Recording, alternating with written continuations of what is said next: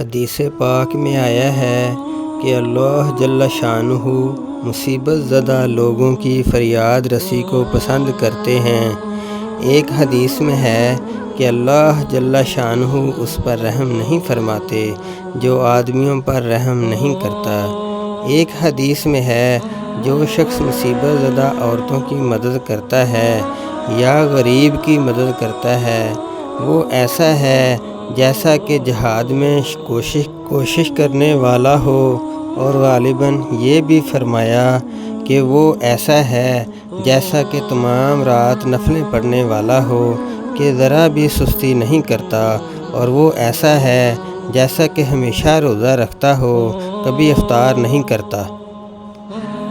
یہ اللہ پاک سے دعا ہے اللہ پاک ہمیں غرباء کی مدد کرنے کی توفیق عطا فرمائے، اور اپنے ہر کے مسلمانوں کے لیے دعا کرنے کی بھی توفیق